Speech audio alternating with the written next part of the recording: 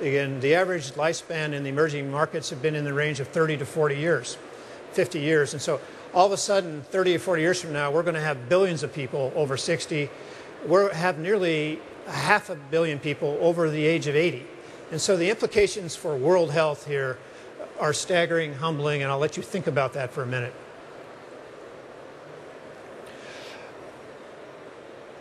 These are data that come out of the United States, but again, it's relevant to the United Kingdom, is that by 2030, nearly half of Americans will have some chronic condition that requires therapy. And this could be anything from arthritis to hypertension to diabetes, obesity, coronary disease, vascular disease of one kind or another, kidney disease. Again, the challenge that we all have is how are we going to take care of this healthcare burden? Where does the money come from this? What are the technologies that we need? Do we wait till people have chronic disease to treat it? Should this money be spent actually to prevent these things? And again, there are issues that we all struggle with. This, to me, is the most sobering fact imaginable, is that we spend nearly 85% of healthcare dollars in the United States on palliating or treating people with chronic diseases. By far, the bulk of healthcare dollars in the United States is spent on people at end-stage disease at the end of their lives. And again, the challenge we have is that really sustainable? Or should we be spending all these dollars that we now spend on end-stage disease to figure out how to actually prevent and restore these issues? I was just speaking with Lord Darcy about this in the back room. We're on a trajectory to spend about 20% of the GDP in the United States on healthcare. I think it's 7, 8, 9%, 10% in the UK. But you are on the same trajectory. And this is broke. It's just not sustainable. And it rolls into all of our issues. I mean, this is why some argue this was at the basis of why the U.S. car industry has rolled over, is that the cost of health care for the workers in the United States added $1,000 to every car that GM and Ford made. But again, it's not sustainable. It's a huge challenge. And there's no question that President Obama views this as the single greatest challenge that he has in his administration, greater than sort of fixing the financial systems, greater than the war in Iraq, that this is his single biggest issue. And I think there's little doubt that something will happen in the U.S. legislature this year to try to figure out how we're going to put a stop to this, because it's quite likely that we will enfranchise another 40 million people in the U.S. in the next year. And where does the money come from that? And it can't come by just sort of adding on technology, adding on more therapies. And I'll show you some examples of where I think that comes. Again, this comes really from Obama's kind of campaign speech. It was, this is a change that we have to believe in. It's been his story for how he got elected. I actually think he's a phenomenal person, and I do believe that he's going to change this. I was sorting through your innovation notebook that's handed out, and I was impressed that if you haven't read through this book that's been handed out, you should. I mean, it sort of chronicles all the innovations in healthcare that's existed in the United Kingdom dating back to 150 years ago, when Lister first discovered that we were contaminating patients with dirty instruments. One of the greatest discoveries of England, of course, was in Crick's laboratory for the Nobel Prize back in 1950, when they discovered the basis of DNA. By the turn of the millennia, I think you're all aware that we had unraveled the entire human genome and reduced really the essence of who we are to single nucleotide base pairs.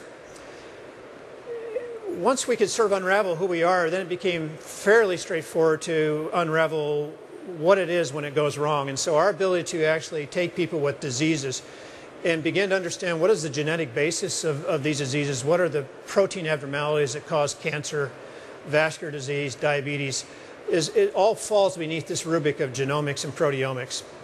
And one of the themes that we see in the decade, and that will have major implications, I believe, on taking cost out of the system, is be able to use proteomics and genomics to actually decide who should get therapy and who shouldn't. Right now, we practice what I like to refer to as population medicine. So we could, I won't take a show of hands in this room for how many people are taking some sort of statin to reduce their blood cholesterol. And I would ask you, why are you doing that? You're doing it because studies show that if you treat 1,000 people with a statin, you will save 3 or 4 lives and reduce heart attacks by the hundreds. But most people who take statins never benefit from them. There's no way to benefit. We actually put implanted defibrillators into patients with heart failure. We've proven that if you take 100 people with depressed left ventricular function and put a defibrillator in, you'll save 7 lives. Now, treat 100 people, save 7 lives, may not sound impressive, but I would challenge any physician in this room to give me another example if you take away antibiotics where you treat 100 people and save 7 lives. So these are massively life-saving, but the question is, what about the other 93 people? Did they really need that? Obviously not. They never use their defibrillator to save their lives.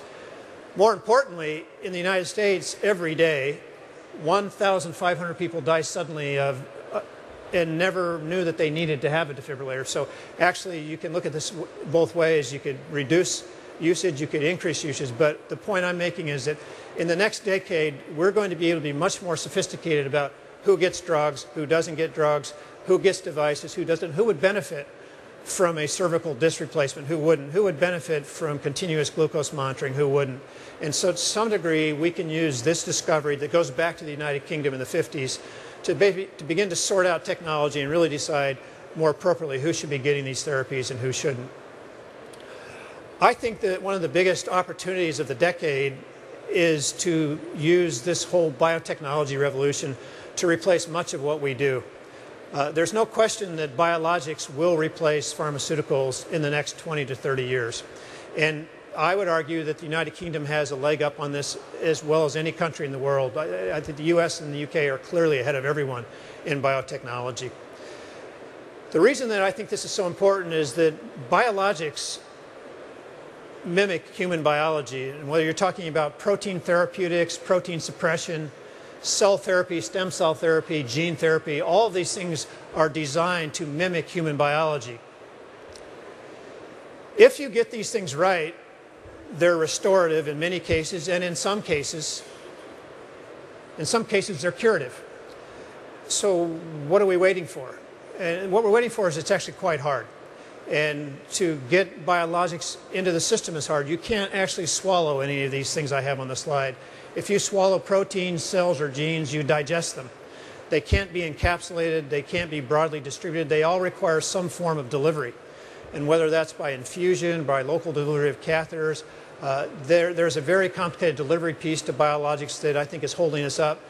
I'd like to think that the medical device world, medical technology is going to play a major role in catalyzing the realization of biologics. But this is coming, and when we get this right, we will have a chance to basically keep people from needing to have end-stage treatments.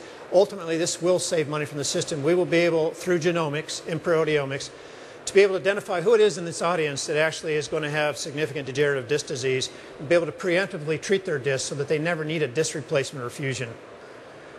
We will be able to identify those of you who in the audience have the propensity to develop cardiovascular disease and coronary disease, and preemptively treat you in ways that will obviate or lessen the onset of coronary disease.